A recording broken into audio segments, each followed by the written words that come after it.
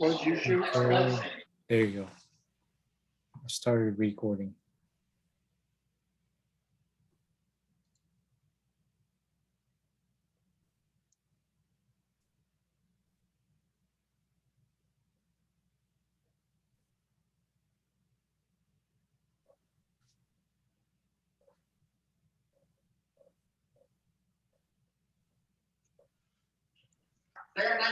Yeah, I'm going to go ahead and drop it. You're recording, so that's good.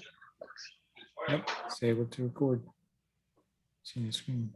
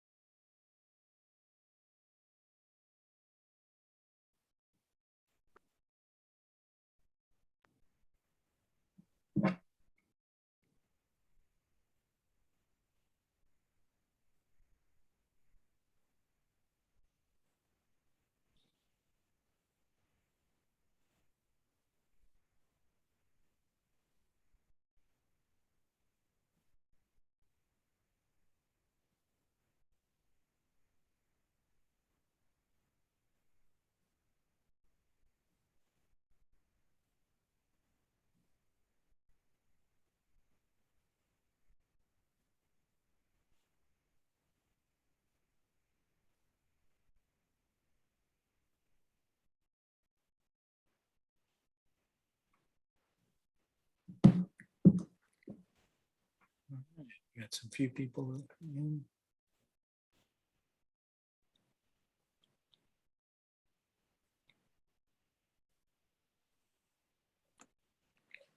Yep, I can read the chat.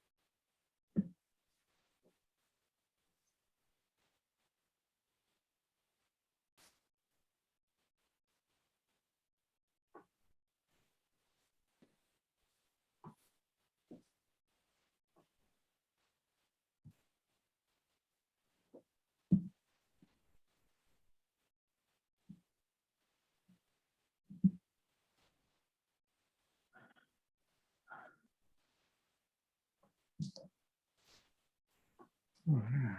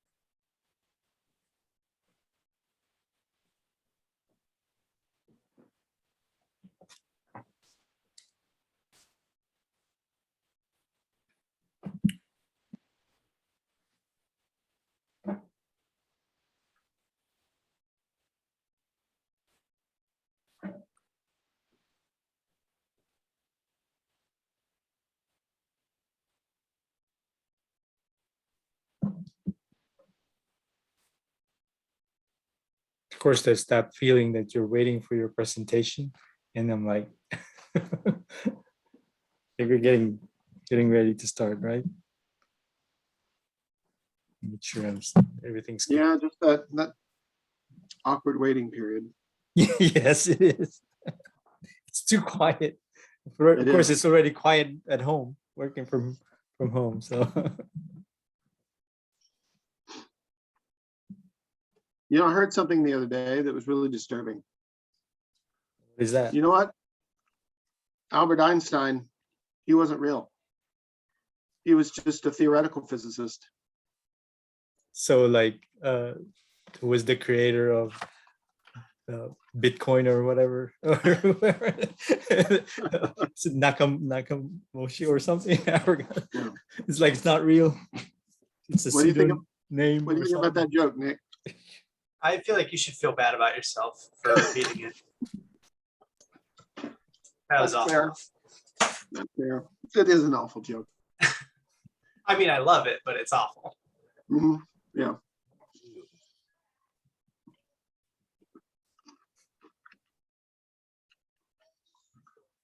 All right, Ron, you want to get started? Or you want to wait a few minutes? We can wait a few minutes if All right. there anything else. We've got a few more RSVPs. They may not make it. I think we had at least 6 more.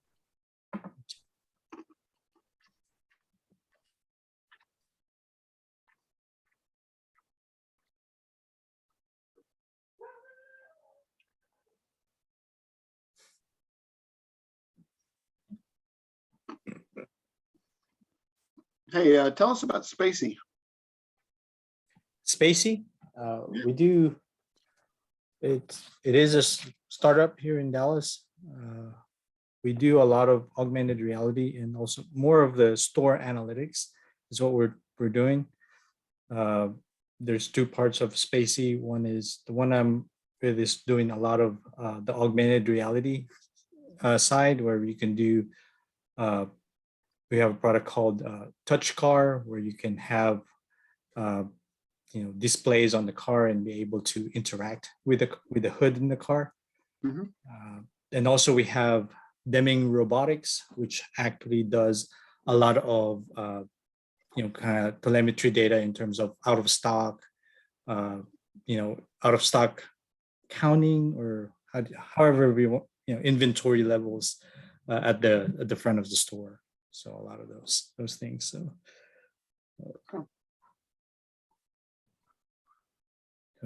How long have you been it's a lot working of with it? Internet of Things stuff. That's what we're dealing with. This is the company that you work for, Ron? Mm-hmm. And how do you spell it? Spacey? Spacey, Space and E. Of course, my kid is here, wanted to get some computer time. And he wants to play Minecraft. He likes me playing Minecraft this time of day. I like playing Minecraft. Yeah. I was gonna say he fits right in. All right. I'm ready for the new Caves update to officially come out. Oh yeah.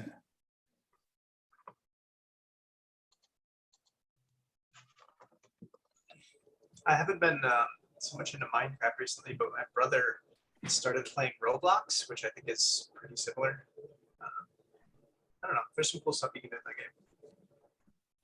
I haven't played it, but one of my kids has. He says he likes it. Yeah. Good to go. Well, why don't we go and get started, Ron? All right. I can get started. Okay. Well, thanks for coming, everybody. You know, Ron is, I don't know if he's spoken more than anybody else at this user group or not, but if not, it's close. So glad you're here. Look forward to seeing what you're going to talk about because I'm not familiar with Azure Percept. So take it away, Ron. All right. Good morning. Oh, I guess good evening, everyone. Evening, yeah. Well, whoever is we're virtual world, so it might be someone's morning watching this. And today I'll be talking about processing AI data stream at the edge. And we'll talk more about Azure Percept and a lot of Internet of Things at this session. Okay. Okay. All right. So AI data streams, what does it look like?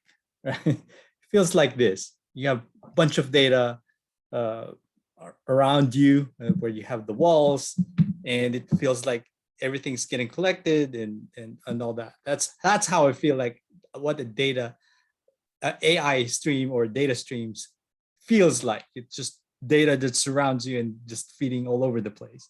And sometimes it's harder to understand and what's going on around that because of the volume, not just the volume, but also the speed, right? The amount of data that you're trying to collect, the amount of things that is around. Okay.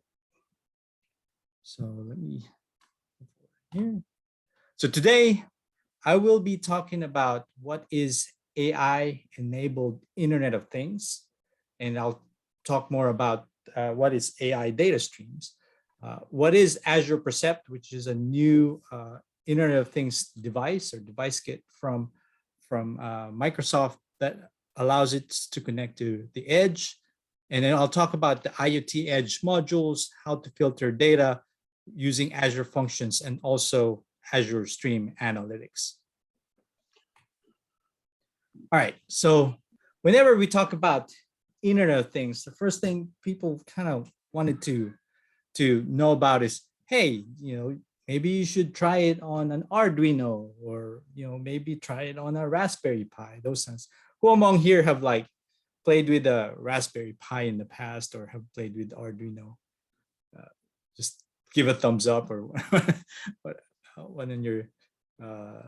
So a lot of people have looked at this and tried it a little bit and understand, but if you think about the sheer things that how you can do that, it's cool, but in real world scenario, it's a stepping stone to what is actually you can do with Internet of Things, right?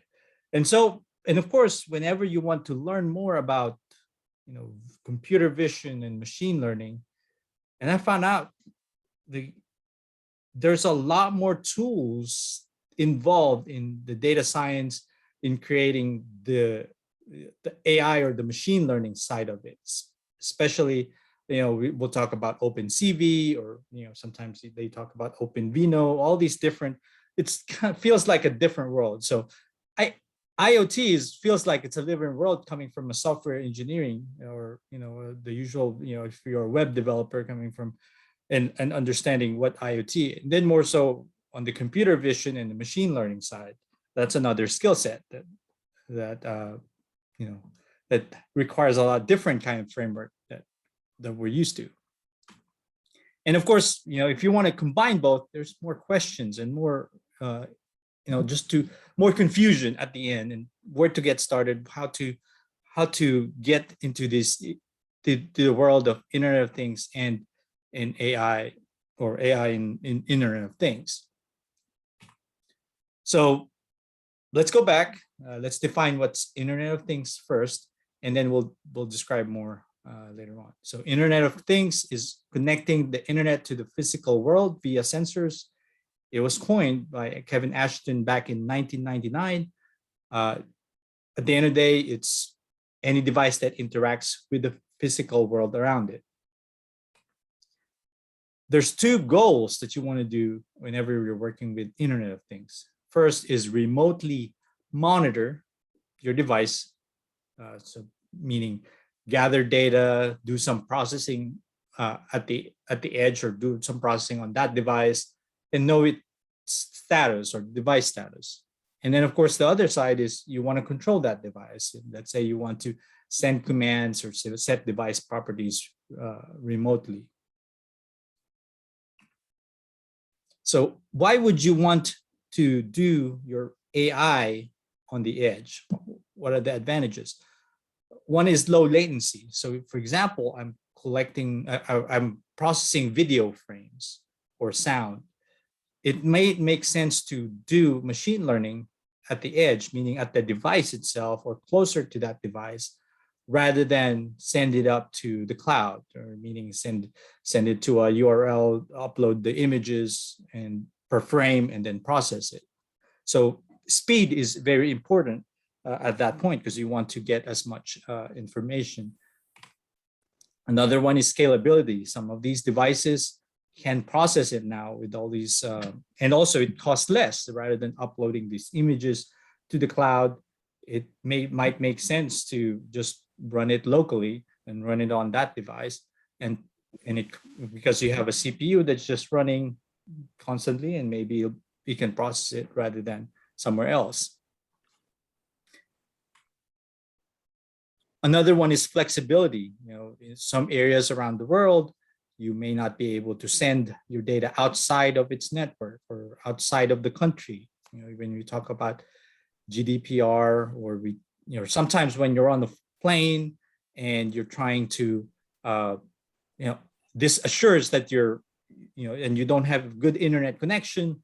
This assures that your data still gets processed, or your video frames or sound still gets processed properly.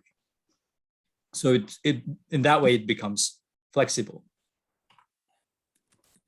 And I don't know about you guys, but every time there's a camera that is out there, when you go to the store or you go to gasoline station, there's always that camera is always watching you, and it's always recording whatever you do, and it's part of being in public these days. But that sign that it's always watching, it's always recording, sometimes get people uneasy about it, especially on the Internet of Things stuff.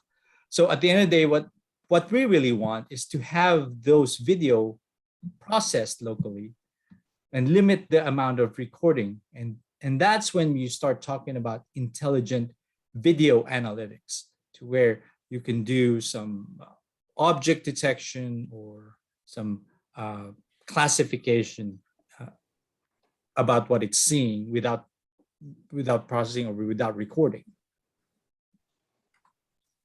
And also sometimes, some of these devices is always listening, always recording. So, we're talking about sound, and always trying to figure out, trying to record what's going on around it. And what we really want is be able to process those sound at the edge and limit the amount of things that it can record, and have it context aware. Meaning, if you think about all the new smart assistants that's coming out, the Google Home, the Alexa devices, those are smart assistant that it only start recording once it hears the keyword. And that keyword right there is just listening for that keyword and then anything that's after that keyword gets recorded and gets sent up to be processed. And then of course, you have some of these devices, your phone or some Internet of Things device that's always broadcasting and always tracking information. And what we really want is to be able to do some data processing at the edge and filter that data and limit the amount of information being sent to the cloud. So when we talk about intelligent edge, or when you hear about intelligent edge, it's all about those type of processing. Guys, if you have any questions, let me know. You can unmute yourself and ask out. It's better to be conversational about these, because that sometimes we learn better that way. Also, I'll be watching the chat, so if anybody wants to put anything there, feel free to do so. Yep, feel free to also send questions.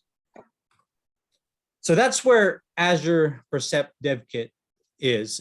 This is an IoT device that is actually on the first run. It was made by Asus, and so you have these Internet of Things device that connects to Azure. It automatically, it can only connect to Azure, and it has three items, the compute node, the camera, and then of course the sound. So you can actually make this as a smart assistant too, because it has a microphone, and you can connect it to a speaker if you want to set it up as a smart assistant. You can also do video analytics, because it has a camera that it can record Does this kit come with other sensors too, or is it just like the video audio? Like, can you do temperature or things like that with it? You cannot do it's specifically a dev kit for vision and audio. Okay. I think I don't know the plans around it, but I'm actually experimenting, and I'm going to show you a demo later on and how you would connect this to other IoT device, and you can use it as a gateway or use it as a way to connect to the internet. And I will connect it to an Arduino, and I'll do more demo about that. Gotcha. Okay, cool. Yep. Cool. All right, so Azure Percept Studio, it really makes it, at the end of the day, it makes it really easy to onboard these devices. So if you really want to connect, the flow of connecting it to the internet, connecting it to Azure, setting up how it would go through, it really makes it easy because you know, it walks you through step by step how to connect it to Azure and all that as you boot up. It gives you a special password and login and those kind of things that you can set it up on that device. There's also integrated experience. So there's an Azure Percept Studio that on Azure that you can monitor these devices. You can list all the devices, and you can control these devices from there.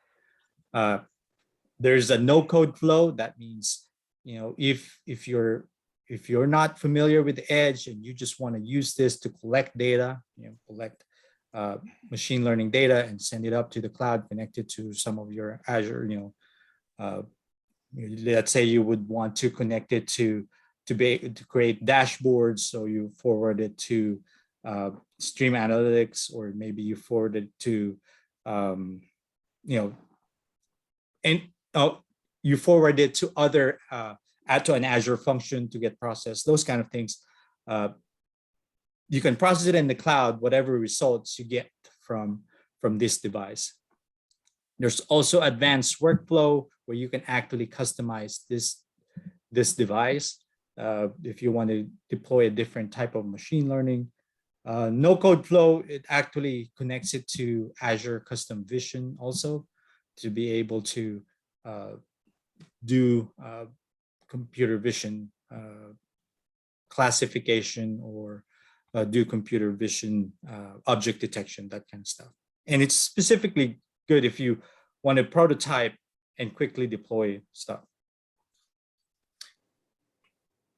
So let's kind of differ what is cloud, what is fog, and what is the edge. Right? Cloud, of course, we're already familiar with that. You know, Azure is a good example, and AWS and Google. Fog, actually, if you heard about these edge zones, meaning, like sometimes private edge zones or related to 5G, you can actually deploy containers into a MEC, meaning a mobile computing close to where your edge devices are. So this allows us to be able to have low latency closer to the user and be able to process data that's coming from the edge without going and uploading it to the cloud. Maybe just process it, in one of the 5G networks or the base stations. And then you have edge devices, and one of the examples there is, maybe your phone, your watch, or somewhere like a gateway around the office, or in this case, the Percept Devkit is an actual edge device. So in terms of deployment, the cloud, most likely you're talking about thousands of, not devices, thousands of deployments. In the fog, most likely millions. Of course, edge might be billions of devices that are out there that you have to monitor, and all that. So intelligent edge, so AI can be actually deployed in a lot of these areas. Actually, pretty much from sensors, or if it can be on MCU based, AI can be deployed in IoT devices, it can be deployed in Azure Stack, HCI, or sensors to interactive. So one of the Azure Stack Edge and Azure Stack Hub. So this one was once you get this to the interactive integrated platform, that's more of having it kind of like your own data, not data warehouse, but your own local processing around the office and all that, your server room and all that. And then of course you have your global scale processing, which goes up to the cloud. So notice that you can actually deploy different machine learning models depending on what you're trying to do and how complex you can process them.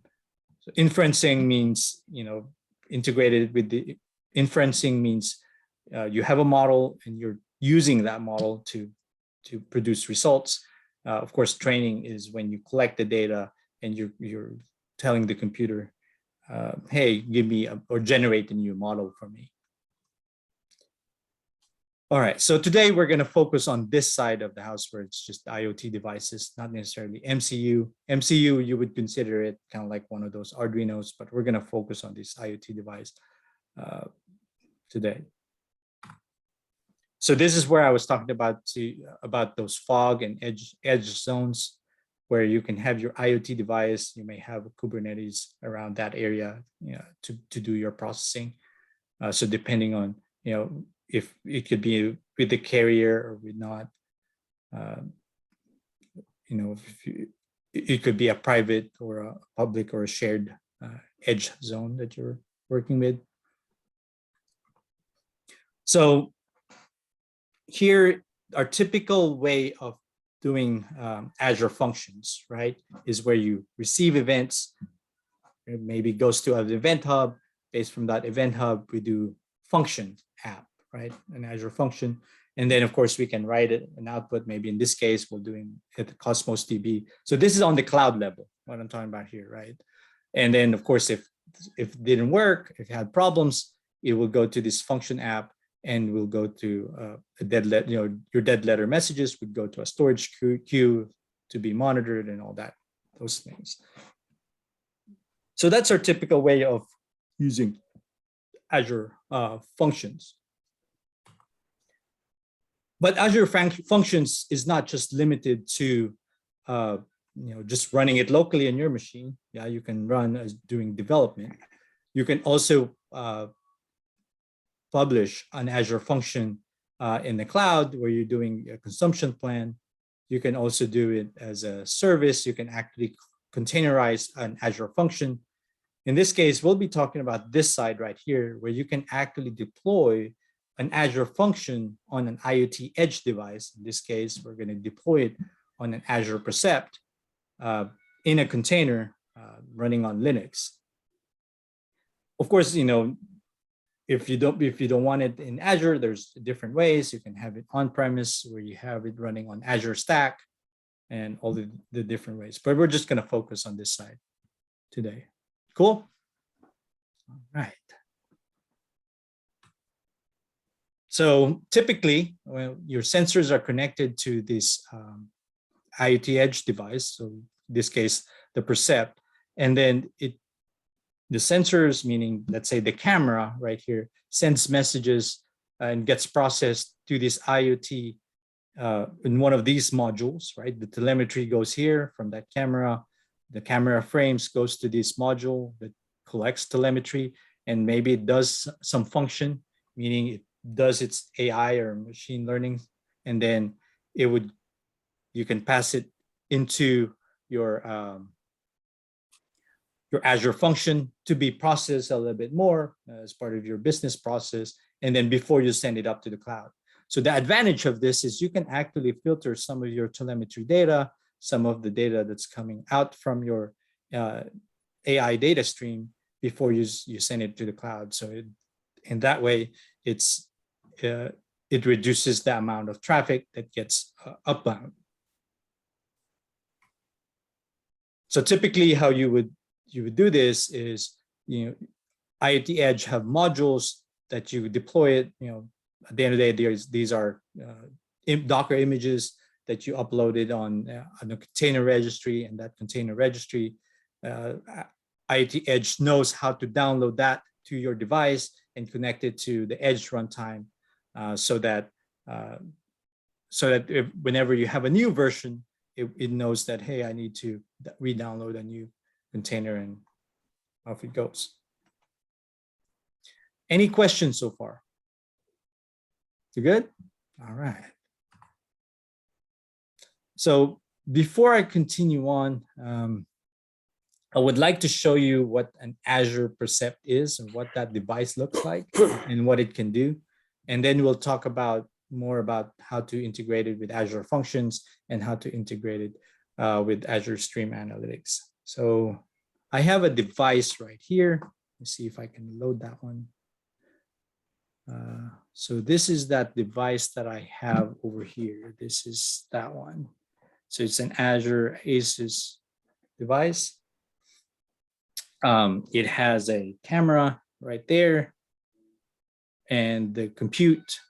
And I have it connected to a USB with an Arduino. So I'm going to do that later on and do a demo on that. I don't know if you can see that. I forgot to show you the screen. So this is the camera. This is the Percept. And I have it connected to an Arduino for now. So I'll demo more about this later on. But that's what the setup and what I currently have so far. So I have that registered already in Azure Percept Studio. You can see I have one device right here. I have an IoT Hub device. You can monitor it. It's connected to the cloud. So that means it can read data and send data to it. You can create different projects around this, of course, speech, in order to send to this device. So let's look a little bit more about this Percept device. It gives you, it was built by Asus, some information about it. It is actually connected to IoT Hub. So you have to create a new instance of IoT Hub in order to connect this to the cloud. So as you kind of walk through the installation steps, it would tell you, hey, which Azure subscription you are connecting to. Do you have an IoT Hub available? If not, it tells you to create an IoT Hub. Once you create an IoT Hub, it knows how to register and connects to it. And then you'll have the data connected to. The cool thing about this is you have, since it's specifically made for vision and speech. So on the vision side, you can actually look at your device stream. Device stream would be something like this. See if I can show it. So it's actually streaming right now, but you can only stream it locally. It has to be a local IP address. So my computer and the Azure's Percept is actually on the same network. It's good because it's security wise, right? You don't want to be able to send data streams outside of your network, local network. So it's just right here. It's just connected. So we have video feed coming in. Just want to make sure it's live and it's still running, right? So there's data that's flowing through. Okay. You can deploy and connect it to a custom vision project. So you can create a custom vision project and then deploy it from here. The easiest way to try this out, it already has some sample vision. So this is like no code. If you want to deploy an object detection model, you can just deploy to that. People detection, which is what I'm going to experiment today. So you can click on this and then deploy to the device, and it would send the model directly to that device without any programming or without anything else. It can also do vehicle detection and product on the shelf, those kind of things. It just makes it easier for someone that does not have Internet of Things background or does not have computer vision background, and they just wanted to be able to say, hey, let's start with this. Let's do a POC. Let's do people detection. Let's see how it's going to be used for our purpose, and then we'll be good to do that. So you can also do, like I said, deploy a custom vision project. You can have these, different iteration But before that, you can even use it to capture images for your project, for your custom vision project. Like in this case, I can say, capture an image of what it's seeing right now and send it to this custom vision project. And then I will have it, it will have it ready for you. And then all you have to do is to annotate and get it going. I can show you, maybe I can show you that real quick and what that looks like. Maybe this would be a good time to do that. Log in real quick. So I have this custom vision project. Notice that when I took this picture, I think I was at improving or maybe in the office, but this is coming from an Azure Percept device. So I can say, hey, capture me a new image, see if it's gonna work. Take a photo. And since I know it's gonna go to this project that I selected here, it would start capturing that image, and eventually it will show up here where it says untagged. So now notice how it did capture that image. Now I can tag it however I want to and specify what type of image it's seeing, that kind of thing. So this one is kind of like a no code flow, right? And no need to code to create an AI model or machine learning model for you. All right, any questions so far about Azure Percept? So for the like advanced workflow where you're actually doing like writing code, you might have said it earlier, but I might have just not got it. Are you actually writing the model, or are you writing a Docker container that runs the model? So there are ways that you can modify the model that it's currently running. So when you deploy this sample model, it actually sends a link to a model that the device would download. So for advanced workflow, you can create that model.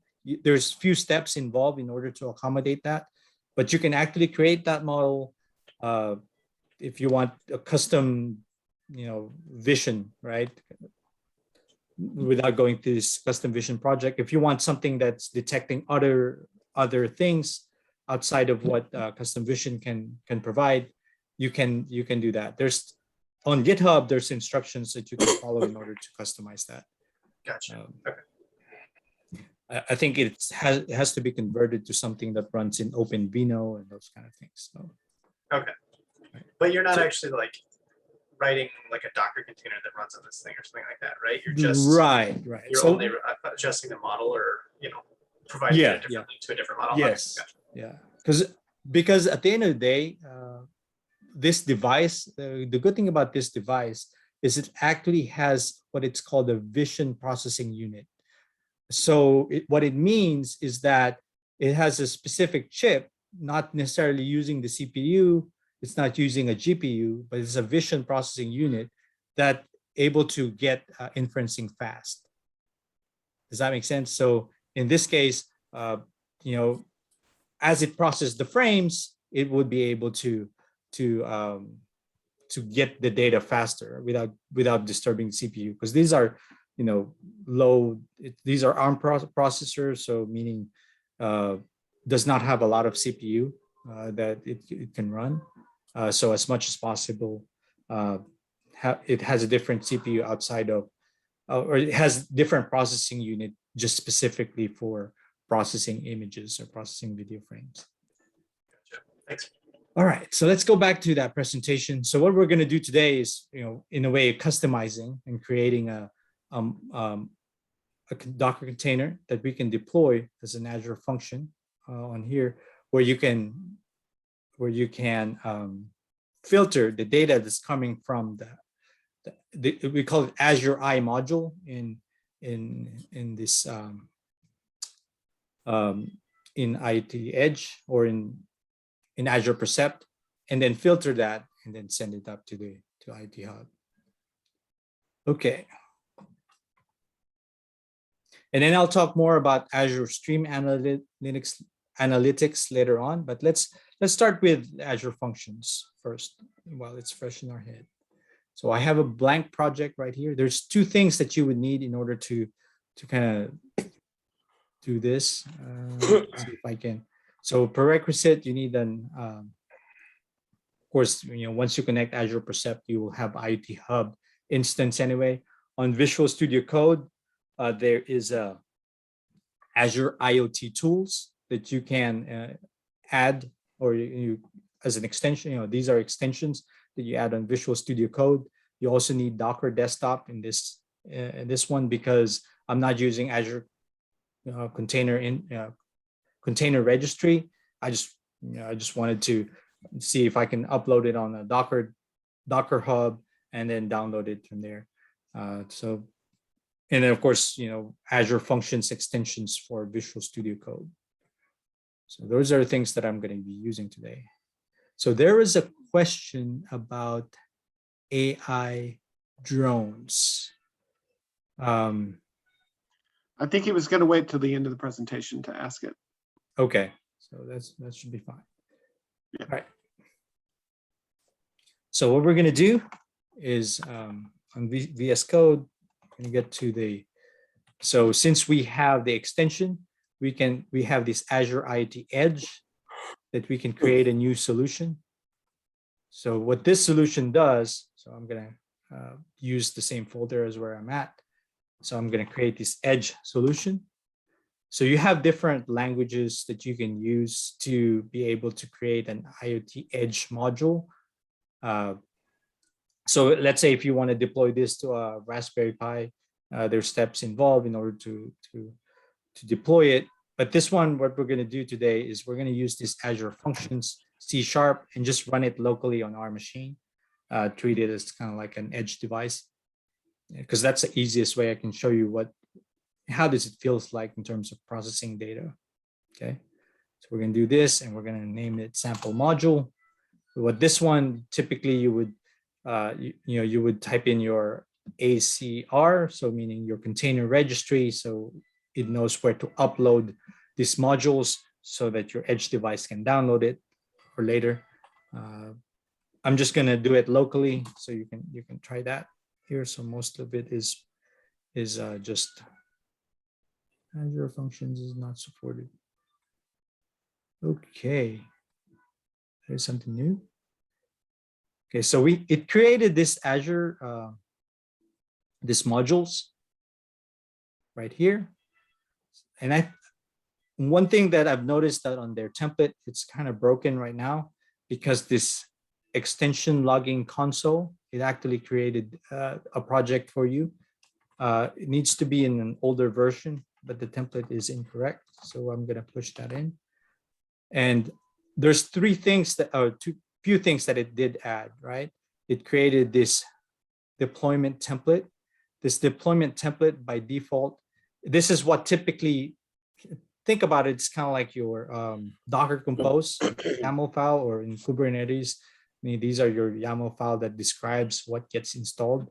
So it tells you right here, the Docker image that it's going to be downloaded, how to start that Docker image, right? So in this case, there's the sample module that it did create with the code.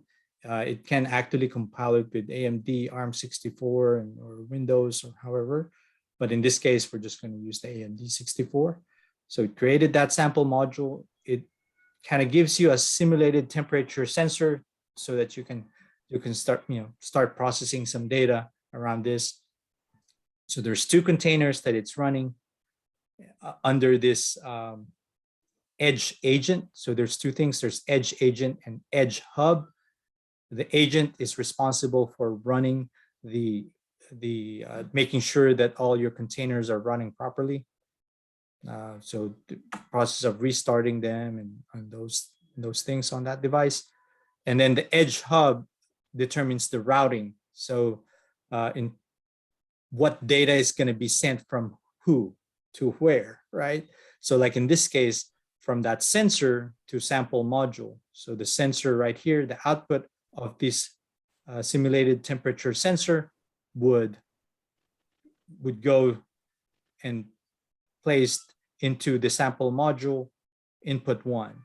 And then once it processes it, it can anything that goes out of that, right? The output of the sample module goes up to the cloud. Okay, so those are pretty much the main components of this. And of course, if you look at the C# application right here, it is an Azure function. Let's see if we can do this. Where it has this, what we call, instead of, how you would connect it to a blob storage or HTTP trigger. Let's try to restore that while we're waiting. Now it's all red. So Edge Hub trigger is one of the inputs. And then Edge Hub would be its output. Edge Hub it's kind of like, think about IoT Hub is the one processing it in the cloud. Edge Hub is the one that's processing it locally. It's kind of like, sometimes we call it MQTT or something like pub sub locally, right? On that edge device. So they can, each module can communicate to each other. So I can route the things properly, so from the input one for this Azure function would go to output one at the end of the day after it processes it.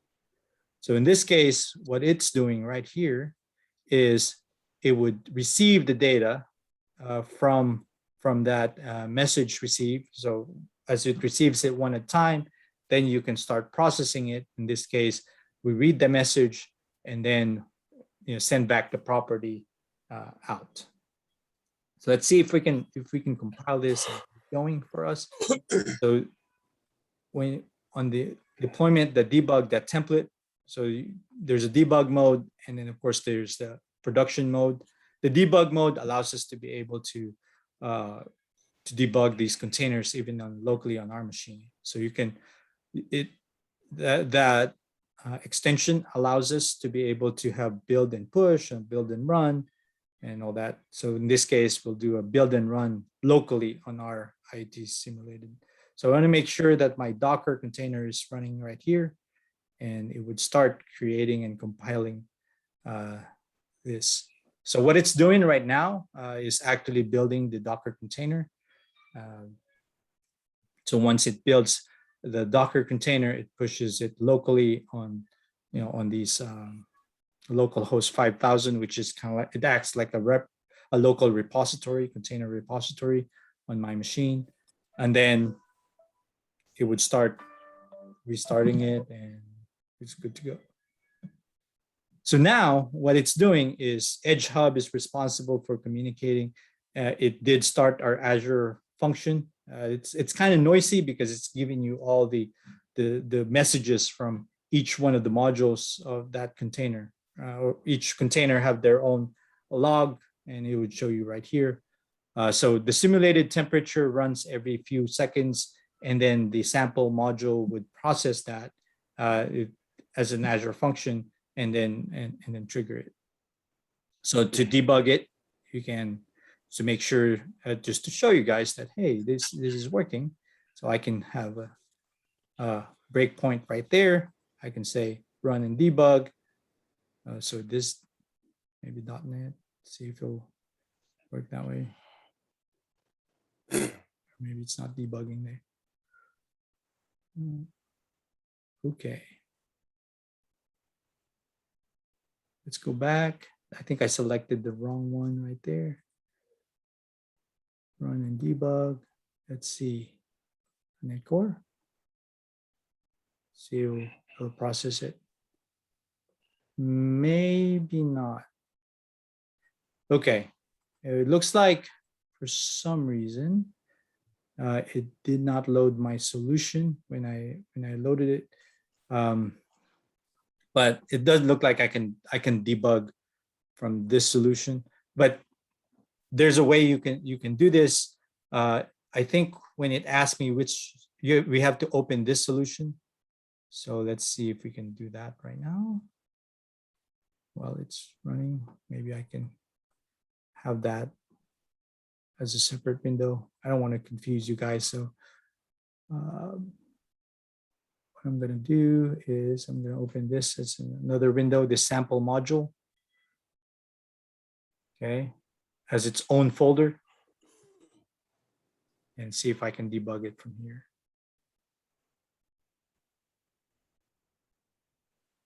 ACS Proj.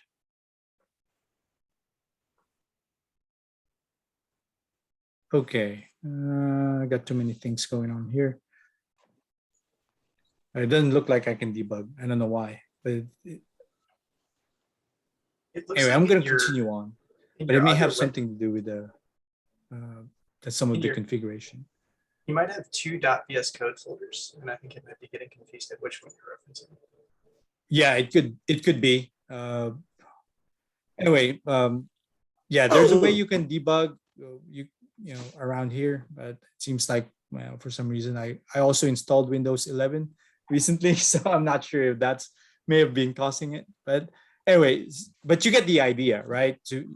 It's currently running every time a message that comes in from the simulated temperature sensor. You can the sample module can process it, read that payload, and based on that payload, do some processing, and then output that or send that to output, so it'll be sent up to the cloud and all that. Okay, so let's go back to the presentation. And so now I will be talking about Azure Stream Analytics. But before I do that, I have to make sure that I don't use all my processing here so that my computer doesn't slow down after a while because it's all these Docker containers running in the background. So I'm going to stop that debugging. Okay. So Azure Stream Analytics allows you to be able to filter, like in this case, I'm trying to filter the data, but instead of filtering it out in IoT Hub or connecting it to IoT Hub out in the cloud, well, what I'm doing here is there's Azure Analytics, Stream Analytics deployed at the edge. And what it does is when you create an Azure Analytics, Stream Analytics job, it would deploy it to an Azure storage.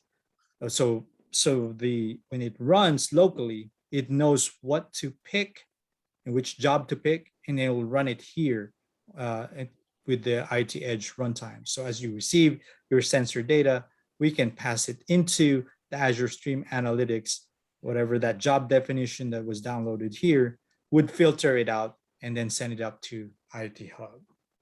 And so that's what we're going to do next and demo that. Okay. Maybe a pause for a second, please. Sure.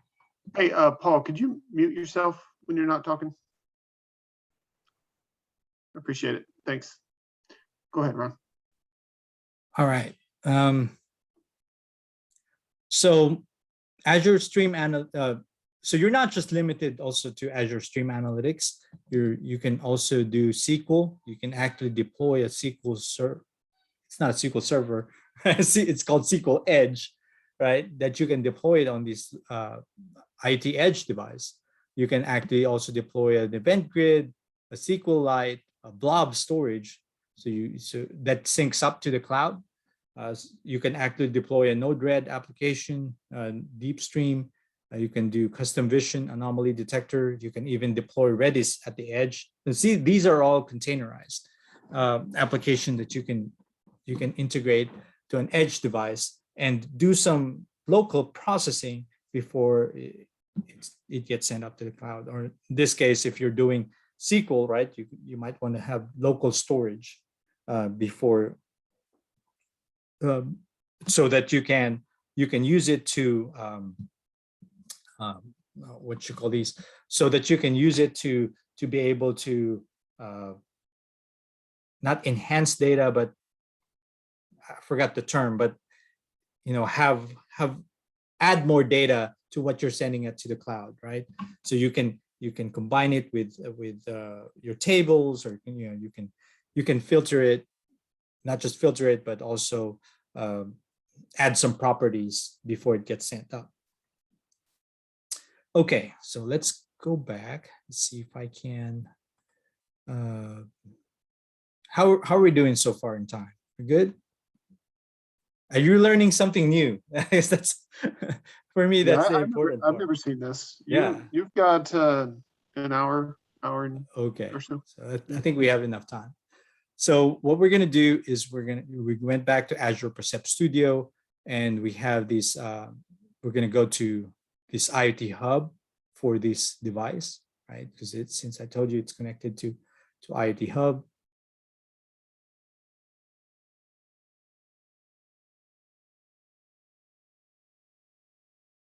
So on this IoT hub, right? Notice how these are all the modules. So think about these. These are all containers that is running on that IoT device.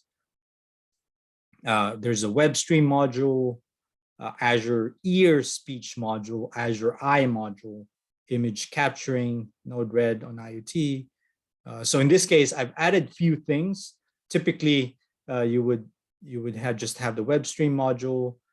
So this Azure Eye module is the one responsible for processing your data from, processing the data frames or the images from the camera, and then be able to do detection. So if I click on this, it doesn't show a lot on here. But the important part I wanted to show you guys is there's this module identity twin.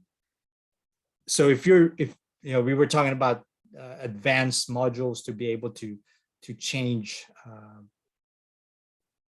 the model that is being used. So if you want to replace it with something else, like in this case, it's using person detection. If you want to replace it, we can do it here. We can change whichever zip file it's using for the model, and then it knows there's a specific format, and under that zip file, there's specific things that you can put on that zip file. But at the end of the day, that's how we would know which model it would run, especially when it's processing some data. So in this case, if I want to do person detection, let's see if I can move it. You see that it detected me as a person. Okay, so I'm going to move it back. So it's already doing some of the processing for me.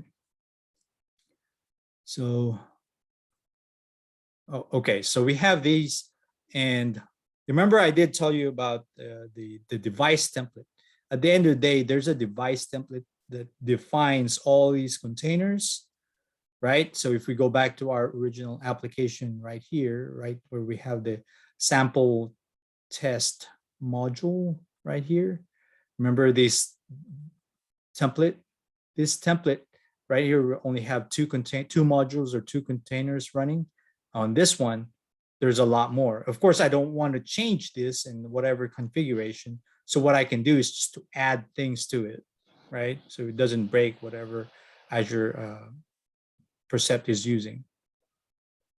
So in order to do that, you can click this set modules, and the set modules allows you to be able to add different ones. So in this case, I did add Node-RED, and how I did that one is I can say add, you can do an IoT Edge module or a marketplace module or Azure Stream Analytics module. In this case, since I know it's in the marketplace, I can just click on this and say, hey, what are the things available for me? And one of the things is Node-RED. And so since I have that Node-RED, it knows how to add it. So I'm not going to add it again, but so how I would know that it's Node-RED is running already. So it opens up a different port. It knows what to do. So in this case, it's, my computer, the port number is 22, and I know the Node-RED port that's specified on that container is 1880. So I can open it up. By default, I can use it right there to be able to have a Node-RED application. So every time it actually detects something, the payload would look something like this. So right now, just to visualize what it's getting, right? So I have the Azure Eye module connect to Node-RED, and from Node-RED, it would display it here. So just to kind of give you the routes. So this is one of the routes, and the routes is Azure I module, meaning the one that processes my video frames to do inferencing. I want to pass that data to Node-RED. And so that's what I'm doing here. Any output of that Azure I module, I want to pass it to Node-RED on input 1. So on this input 1, I can go here and say, okay, one of the modules, one of the selections here is Node 1. I can read that data and display it. And that's what it's doing here. That's why it's being displayed. And so what the payload would look something like that, like in this case, it will have this neural network. Another one would say, so every time it would run, you have the neural network in it. And every time it would detect, it would know what it looks like. And what that data looks like, I did capture some things a while ago. See, every second it's actually running. It's, so and you don't want to be sending this to the cloud, right? Because every second it's just feeding that data. And even though it's not seeing any person, right? Because we're using the person detection model, it's just blank. And it's just a waste of time, money, and all that. But by default, that's what Azure Percept is doing. So we need to be able to filter it. We can filter it from here. We can use Azure Functions to filter that. We can use Azure Stream Analytics to filter that. But what that data looks like typically when it has data, let me show you guys what it looks like. It looks something like this. You will have a payload that has a neural network. It would give you the bounding box. So there's a square or rectangular bounding box of what it detected. It would tell you what that person is, or that it detected the person, the confidence level, and then what time did it receive it, those kind of things. And it would do every time it would receive for every frame, or you can actually time it, or you specify the time that, hey, it does neural network detection every maybe 5 seconds or 15 seconds. You can do that, where every minute, every time it detects something, it will give you these values. And now we can filter it and know what we want it to do. Does that make sense, what we're trying to do here? Any questions so far? Cool. None at the moment. All right. So it's still running, right? And I still have my frames here. I'm going to go back to the set modules again. And this time I will add this Azure Stream Analytics module. And this Azure Stream Analytics module, it actually requests you to create one. And if you already have one, it would have a drop down here, but you can create one using this link. And once you create one, let's see if I can get to that and tell you what I did there. So this is just, let's see if I have that ready somewhere. Okay, so yeah, so you walk through putting the job name, so maybe ASC, ASA Edge, however you want to do this, demo 2, and you specify the resource group. In this case, I deployed everything in East US, but you see the difference between cloud and edge. We want to run this at the edge, so we have to specify that hosting environment, and then it will create it. So once you have that created, let me see if I can get to one of my samples here. It would look something like this, where you have your Percep demo. I can, there's a few things that you need to do in order to filter your data. You have your input, and then the query itself, and then the output. So in this case, if you want to create an input, notice how it's a data stream coming from the Edge hub, and I specify input 1. Why did I specify input 1? It's because it's how I route them. Let me show you what I'm talking about here a little bit. How do you, going back to the routes. So under the routes, I can specify Azure I module to ASA, and I wanted to specify all the outputs of that Azure I module. I want to place, in this case, I specify IoT input and not input one. So let me go to that correct instance of Stream Analytics, Azure Stream Analytics. So I may be showing you the different one right there. Azure Stream Analytics. Where's my? Those are not good. Okay, let me go back real quick. There, that's the one I'm talking about here. So my input is going to be a IoT input because that's why I specify on the route and what's going to be named. So we receive it right there. And my output, I want to specify it as an alert. And then my query looks something like this. On this one, what I'm trying to do, see if I can make this a little bit bigger, is that any value or any payload that I'm getting on this IoT input, I want to get the array elements of that neural network. Remember when we talk about the neural network right here under the payload, I want to filter that and read that data. So going back here and then assign that to data and then data.array.value.label. So this one where it specifies person. So it looks something like this. You're reading that label, all right, from the neural network node. It's an array because it could be 2 people, 3 people that it's detecting and with different bounding boxes. So just filtering that data and then the timestamp. What I'm trying to do here is that I want to filter it with a certain confidence. So that means, certain percentage that it actually feels that it's really a person that it's looking at, and then export that as a use this as a reader query. So it's a query within a query, right? And then I can read that one and do a count. So how many times, and group it by label. And notice how this tumbling window. So what this tells me is that every 15 seconds, count the number of people that it saw on the frames. So it's just, and then alert it, because I don't want it to alert every frame, right? Every time it sees a person and send that to the cloud. I want to say every 15 seconds, send me an alert, or, like in this case, I can say every hour or however, right?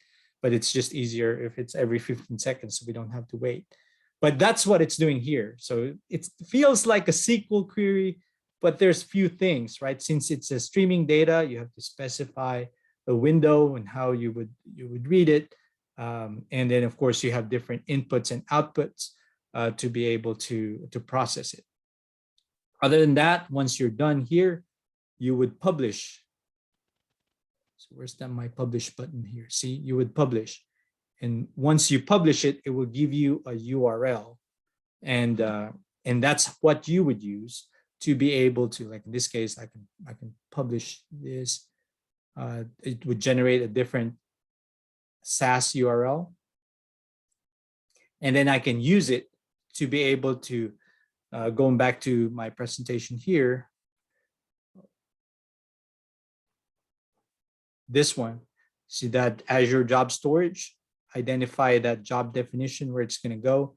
And then once I deploy that container, it knows how to pick it up and run it. Okay. So there you go. I guess because I have my Azure mask on, but the URL looks something like this, where you can actually, copy and paste and do all that kind of stuff.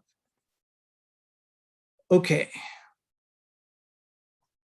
All right, so going back to the routes and modules right here, after you go through and create a query or the module, it would look something like this. It would tell you which image it's going to use. Azure Stream Analytics at the edge. It would do that. there's few things that it needs to see this module twin settings. This module twin settings, this is what I'm talking about here, that we can replace this every time we would update the query for that edge device. So it's already pre-configured on mine. I don't want to spend some time replacing it, but it knows which job it needs to download. Now that it knows the job it needs to download, it knows how to process it and get it from there. I've also done something else, which is this Arduino module. I added this, and what I'm doing on this Arduino module is that I want, like going back here, I have this Arduino device that I connected through USB. And let me move this a little bit so you can see. And it has a buzzer in it. And this buzzer, every time it sees a person, I was kind of thinking on the application of a worker safety. There's some areas that you want to avoid people, being at that, maybe in certain areas in the factory or something like that. They started beeping whenever it sees a person. And then once the person's gone, and let's say if they stayed there for like maybe 10 minutes, alert someone, or 5 minutes, alert someone. They've been, security or however, right? So that's what I'm kind of thinking about on here. So whenever it sees a person, I can route those messages and those messages to this Arduino module, and this Arduino module can process it. And this is kind of like a custom module that opens the USB port connected to Arduino and then send commands to that Arduino. Does that make sense what I'm trying to do here? I think it's cool because, what I'm doing is I'm extending the capability of this Azure Percept so that we can add other sensors to this device and read it. And so it's also this Arduino module that I'm having here. It is running in a container that actually controls the Arduino. So it's also written in .NET. It's using .NET IoT in order to control that Arduino and send commands to that Arduino to start beeping, those kind of things. But it's pretty cool. I can show you what that looks like a little bit. It's also in the GitHub repository somewhere. Let me see if I can open that up, or do I have it open? Let me see.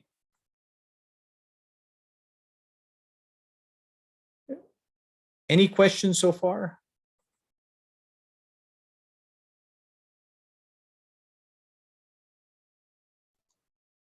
Anybody feel free to unmute yourself to ask a question. Yep. So let me see if I can open that project. So this is another, because I wanted to run it locally and I didn't really want to be able to, overwrite what we have in, and I can run. I think running this locally, it's a little bit tricky because remember when you compile it to Azure Percept, you have to run it and compile it as ARM64 because that's an ARM64 device. Typically, your computer is running as an AMD 64 or an Intel processor instead of an ARM processor. So in order to do that, you have to change it to specify the target platform for this edge solution. And then you have to specify, hey, I want to do it in ARM64. And that would build the correct module or correct, the correct container, right? Correct Linux container that actually runs on an ARM processor rather than running it on an Intel processor, that kind of stuff. So that's what it's doing there. So a few things, I'm using on this one is a CS proj.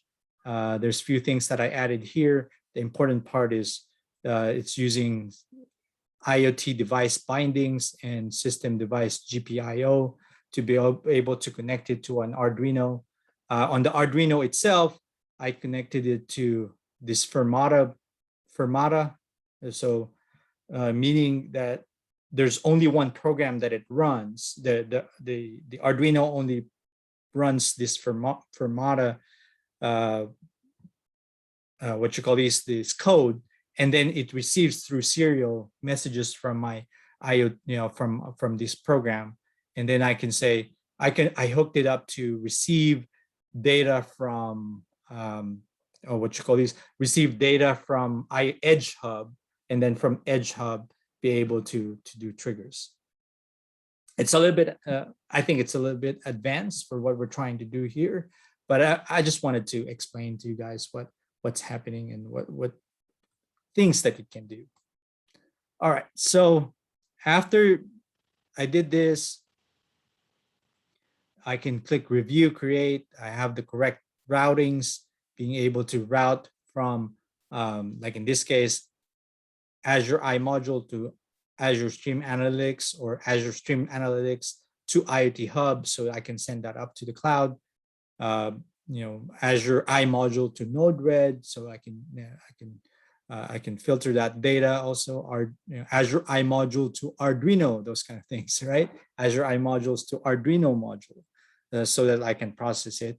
Kind of give us an idea of, control the Arduino as it sees frames, those kind of things. So and each one of course, each one of these are containers, have their own properties, and it's all running on that same device. So I'm not going to redeploy these because it's already deployed on that device. So what I'm going to show you guys is that I can move that camera. See, notice, hopefully it will show up here. Notice that it's seeing me in the background. And I don't know can you hear the buzzing sound? Or maybe not. No. Yes, actually, I can hear. Yeah. So that buzzing sound is actually coming from this buzzer right here. That is being, since we're receiving some data. See that boxes? It's actually seeing two people. I don't know. I don't think that this is a person, but I guess it's being detected as a person, wherever that model is running. But right now it's detecting me as a person, and sending data to, of course, that irritating sound right here is running data to the Arduino module that gets processed and knows, hey, there's a bounding box, there's a data, start beeping. And if I move around, so if I move the camera outside of its frame, it won't detect anyone, and the beeping would stop because it's not detecting any person. But also, since we connected it to Azure Stream Analytics, it's processing our data. If we go back to this live telemetry right here, okay, so you can actually go back to Azure Percept Studio, view the live telemetry from this device. As you receive data, it would show you right here. So I'll move my camera again. It would start receiving some data, start beeping. And so this is the result of our query from Azure Stream Analytics. It gets set up to the cloud. It identified every 15 seconds that it would, it would send a data that says, hey, it detected this much person, or from that frame.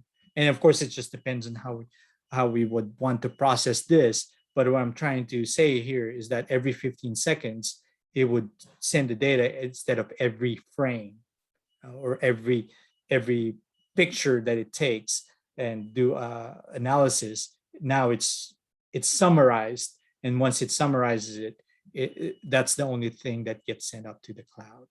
Does that make sense? What we did here? Cool, So right? So each one of those, it's adding up the number of people. So that's why it was 3. It was yes. saw you 3 times. So going back to that query of what we did, right?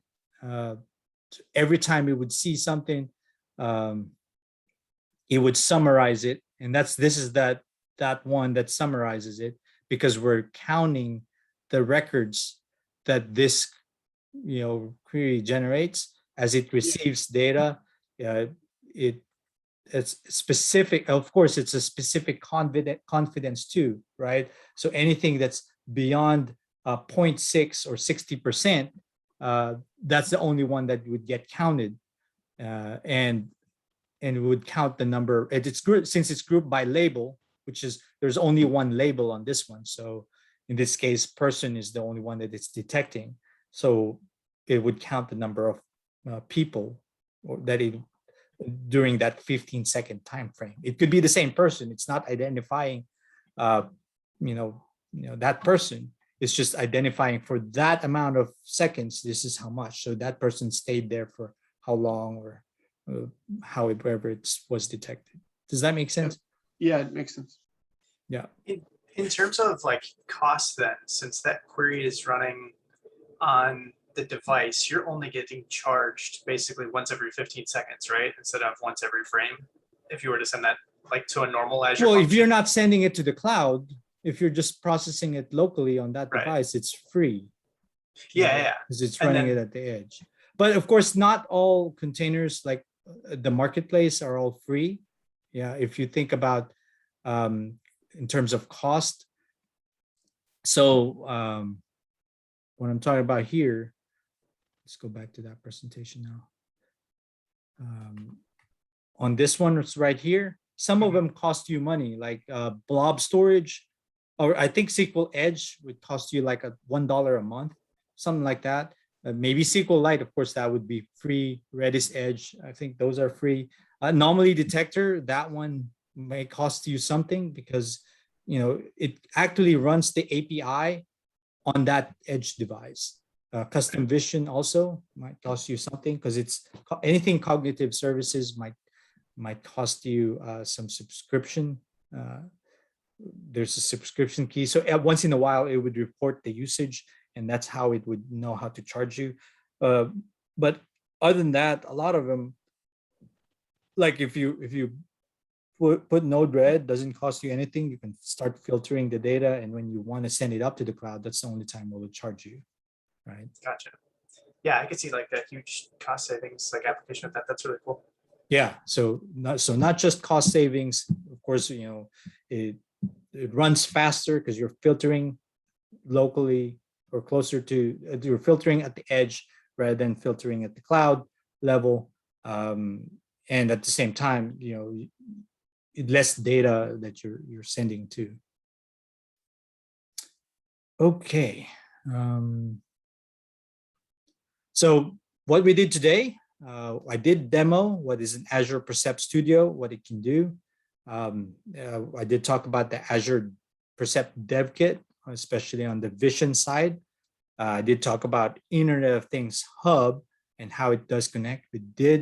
I did show you what Azure functions at the edge look like and how to kind of create locally in your machine if you just want to experiment on this. I did show you how to do Azure Stream Analytics at the edge and how you would deploy it and filter data that's coming from this Azure Percept. And then also I did show you some of the Arduino stuff that I'm kind of playing with around this. Cool. So just to recap, what is AI-enabled Internet of Things? AI means learn from data. Internet of Things, there's two things that you have to do. You need to monitor a device or either control a device. And what we're doing on AI-enabled IoT is to process the workload, any data stream at the edge before it gets sent to the cloud. What is Azure Percept? A way to prototype and deploy AI at the edge. What is IoT Edge? It's a fully managed service built around IoT Hub. It can only connect to IoT Hub, and it's containers running and processing the data.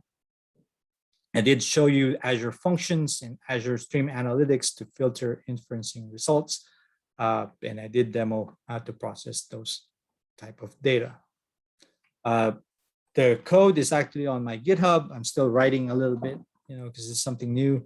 A little bit about the Azure Percept, understanding how it can be used. My name is Ron Dagdag. I'm a lead software engineer at Spacee, Microsoft MVP.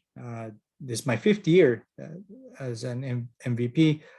Best place to contact me is at Ron Dagdag on LinkedIn. Ron Dagdag. I appreciate and hearing from you. If you have any questions, and send me feedback to improve my presentation skills. Thank you very much. And any questions so far? Thank you, Ron. I've got Yeah. one. What's the cost of that Percep device kit? So the Percept Device kit is about, I think it's $350. The reason why it's expensive because it's, like I said, it has a VPU. It's actually has more processing than a Raspberry Pi, and of course I think it's because it's all connected to the cloud and all that. So I think there's, in terms of using it as a prototyping tool, I would recommend it. Especially if you're new and still trying to understand what the IoT Edge is. It's already pre-set up for you and all that. Anybody else have questions? Let's look at the chat. There's one that's not related to the chat. So let's see if anybody has anything related to the discussion today. I don't see anything. So let me say real quick, Yeah. thanks everybody for coming. Really appreciate it. And thanks, Ron, for presenting. You're Again. welcome. We're glad to have you back. So if anybody wants to All stick fun around stuff. for further chat, I believe we're about to have a discussion about drones. At least a question about that. Feel free to stick around if you want to chat. Otherwise, have a good evening. Thank you very much, Ron. Really appreciate it. Yeah, this is cool stuff. That's why I was like, oh yeah, I want to talk about these. This is cool. Well, Ron, afterwards, if you don't mind, if it's okay with you, would you mind taking the video and uploading it to a Google Drive for us? So we can, we could get it translated over to our YouTube channel. Okay. Should I stop recording now? Or? Yeah, Sure, that's probably sure. good. Go ahead. Yeah. All right.